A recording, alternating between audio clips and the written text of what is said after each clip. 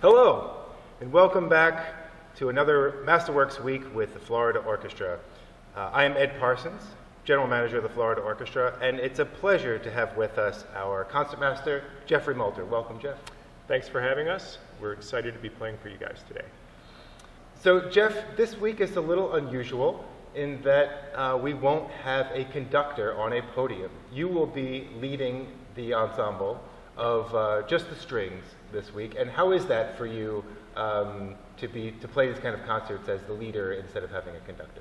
Well, I think with this particular repertoire that we chose for today, it works great. It works fantastically, and it's really fun for all of us because we all just get to play chamber music. I won't be doing actually any conducting. I will do some leading by playing, and we also talk amongst ourselves and decide who's going to lead stuff that doesn't involve me leading. It's going to be like you would see a string quartet performance or a big piece of chamber music. So that's basically what it will be. Yeah, and I know that all of the players really enjoy these kind of collaborative weeks where everyone feels a big part of it. And of course, they always feel a part of it, yeah. But without a conductor, there's that extra level of responsibility throughout everyone, and everyone sort of steps up to the occasion.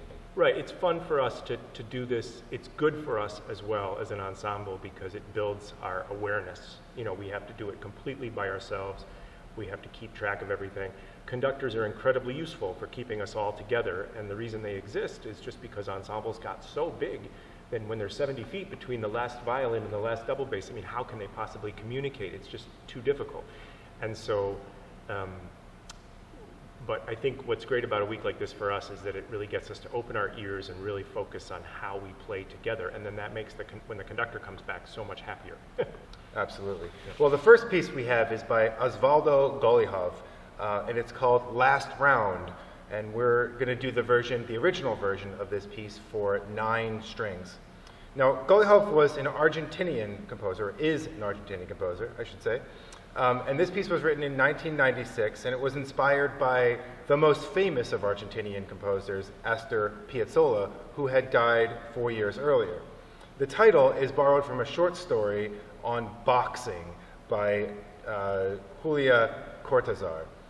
And Golijov describes it as an imaginary chance for Piazzolla's spirit to fight one more time. Apparently, he was well known to get in fistfights throughout his life. And he says that the piece is like an idealized bandoneon, and a bandoneon is like an Argentinian accordion, and he uses the ensemble sort of like a bandoneon that is split out into 9 players. And the first movement represents the act of, he says, the act of violent compression of the instrument. Right. And there's a lot right. Yeah, there's a lot of this violent, fast whipping of the bow, that kind of thing that the bandoneon does really well. When they lift a key quickly and release the bellows, it makes that crazy noise, and he very cleverly found a way to transcribe that for string instruments.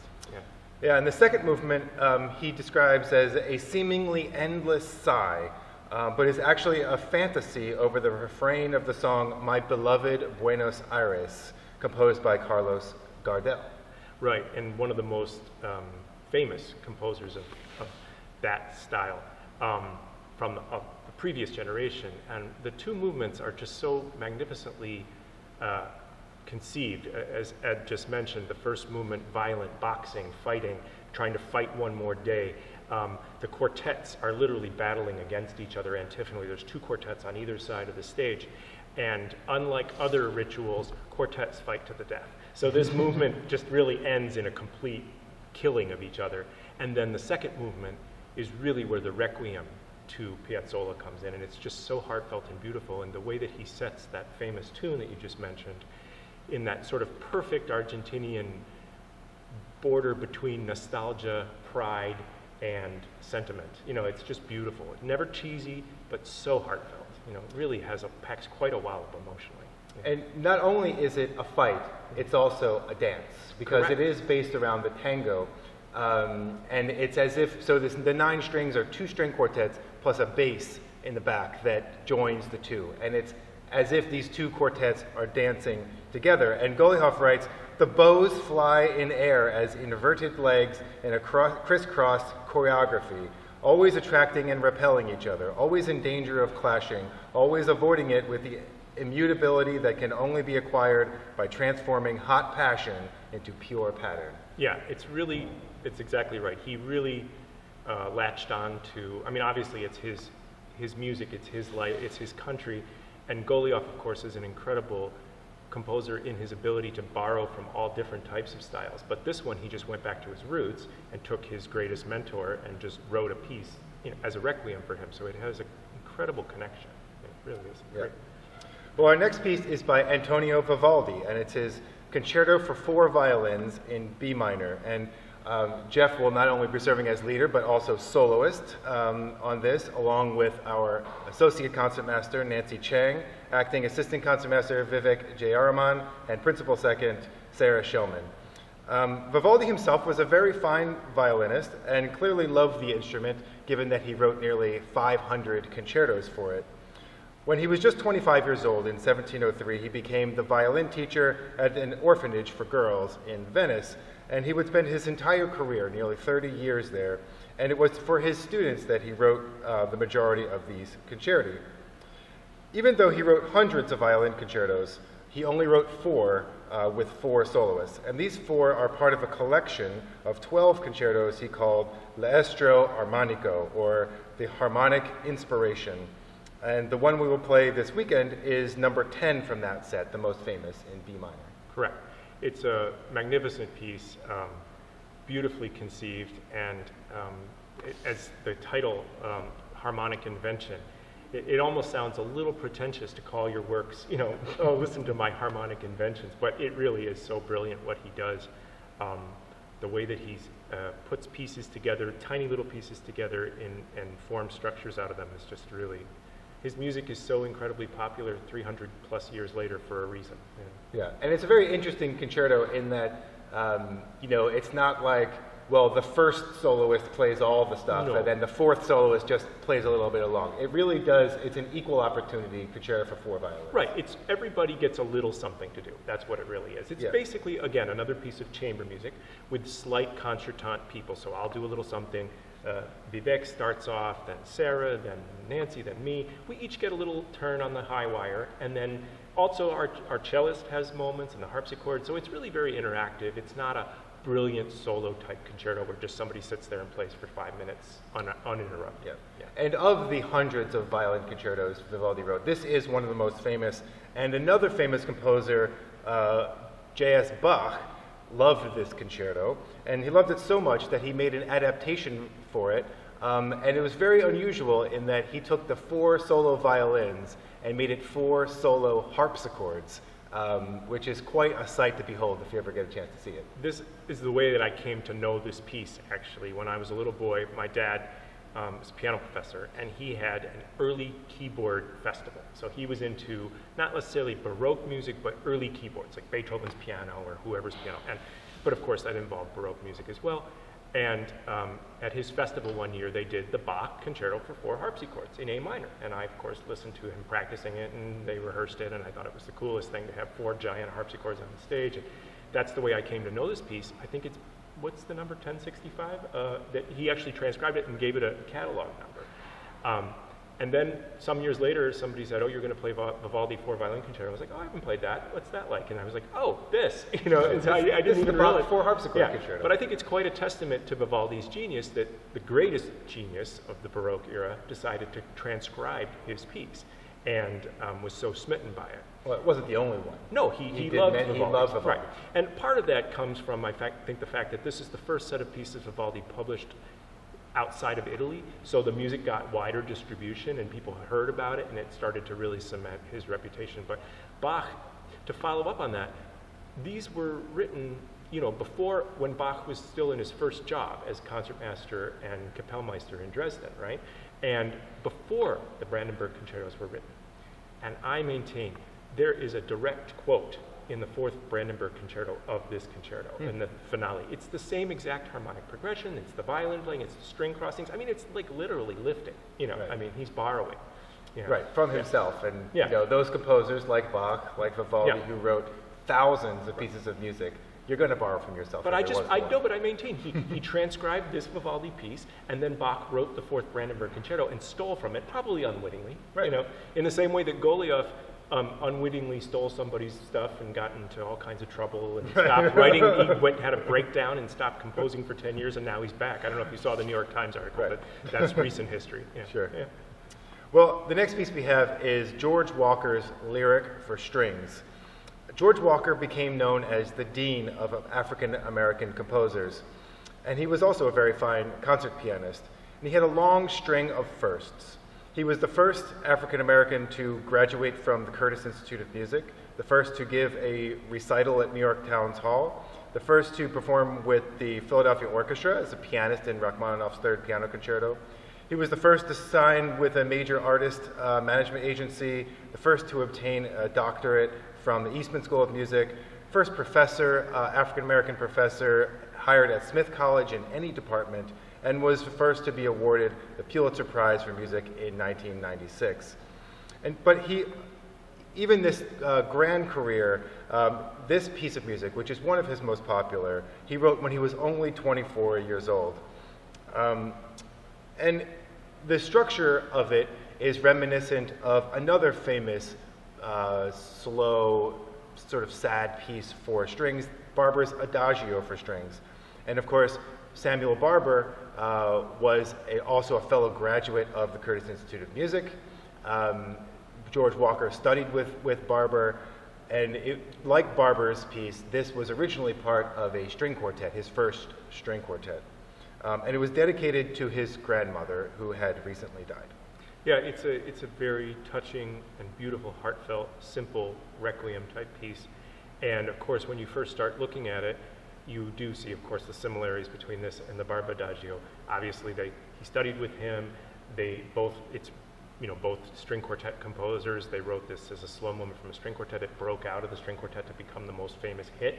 Nobody plays either string quartet anymore, pretty much. I mean, the Barber Quartet gets a little more attention. It's a great piece. But the rest of this quartet is also very fine, and you never hear it. But I think that the contrast there is just that what Walker kind of goes for is a more touching, more personal, more delicate type of, not so much a requiem. The Barber is almost like Mahlerian in its sadness. It's crushing a little bit, and that's why they use it for all those sad movies. But the Walker is just almost like a sunny remembrance, as opposed to being miserable about a tragedy, finding the peace afterwards. And it's just a glorious sound. It's an incredible piece of music. Yeah, and like the Barber, it sort of starts with quiet chords, sort of like an organ playing, and ends in a similar way, and reaches a sort of frenzied progression towards the middle. Yeah. But yeah, it is a wonderful piece, and no wonder it's performed so frequently. It is, and just when you study, having just come to know it a little better over these last couple of weeks, just studying it, you see the beauty and the detail in it, and just the incredible little details that he puts. It's just it's a first-rate piece of music. I'm so glad we're playing it for you all today. Yeah. And we end our program with perhaps one of the most famous works for string orchestra, and it's Tchaikovsky's Serenade for strings. It is unabashedly Tchaikovsky, even without the brass, the winds, and the percussion fireworks that he is known for. He wrote it simultaneously with another famous piece, his 1812 Overture. He famously hated the 1812 Overture. Written for the unveiling of the Pushkin Memorial in Moscow, he wrote, "What can you write for the occasion except banalities and general noisy passages?" And it's no wonder that he simultaneously worked on a project which he described as composed from inner conviction, and going on to say, "It is a heartfelt piece, and so I dare to think it is not lacking in real quality." The original composition was for a symphony, or perhaps a string quartet, but he settled on a serenade for string orchestra. The first movement is in typical sonata form, and his intention was to be an homage to Mozart, particularly because he had been studying the magic flute at the time. And while it is definitely Tchaikovsky, this is not Mozart, there is a sort of lightness and airiness to it.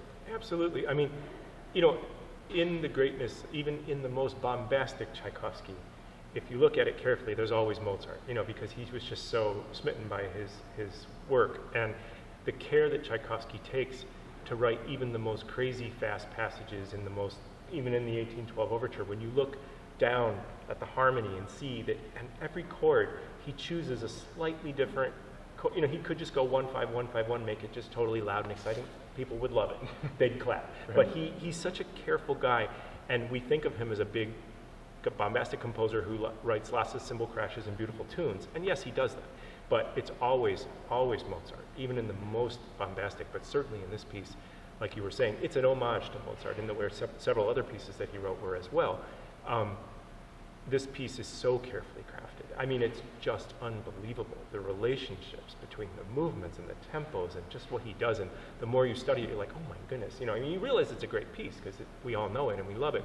But when you study it, you're like blown away by the compositional technique that he brings to every little quarter note. Nothing, no stone is left unturned by this guy in this piece. Right. Yeah. And the second movement, Waltz, is the most famous of the movements. And in fact, it was so well received at the public premiere that they had to play it twice in order to get the audience to quiet down. It is classic Tchaikovsky. Aren't many people in the world that ever wrote a waltz as lovely as Tchaikovsky. And this one is probably one of the best ones. I think it's just so beautifully conceived. I think, as Ed was saying earlier, when he was writing the piece, he wasn't quite sure where it was going to go. Is it going to be a symphony? Is it going to be a string quartet? That's a pretty big spread. Is it going to be for 80 people or 4? So I think that he was so smitten by the material, and then he was just trying to find a way. I like the idea that he originally thought of it as a string quartet because I think he was thinking flexibility. He was thinking the flexibility that 4 people could do all this fun rubato in the waltz.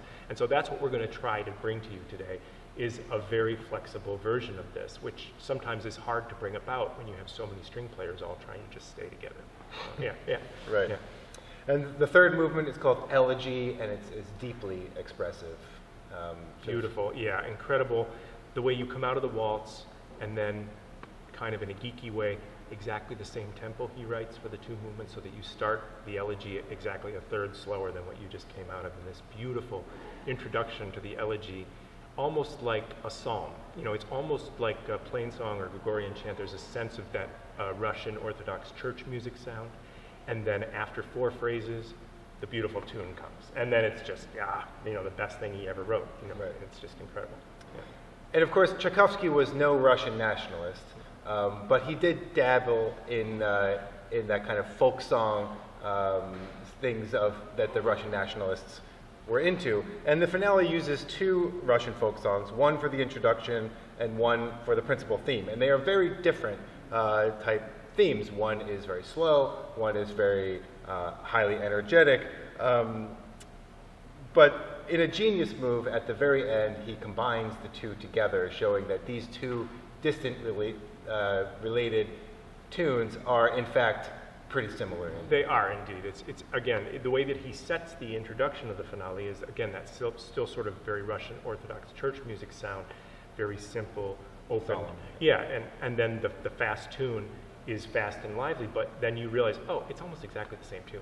Yeah, it's just one's fast and one's slow, and then you hear that as he goes, and then of course at the end of the piece, he brings back the gorgeous introduction of the entire piece to begin with, and recapitulates the whole thing, and it's just a spectacular piece of music. One of the greatest endings that sort of rushes to the end. Yeah. It's so exciting, and it just goes to prove that, we all love big symphony orchestras with brass and percussion and, strings, 80 strings flailing away and just making this great sound.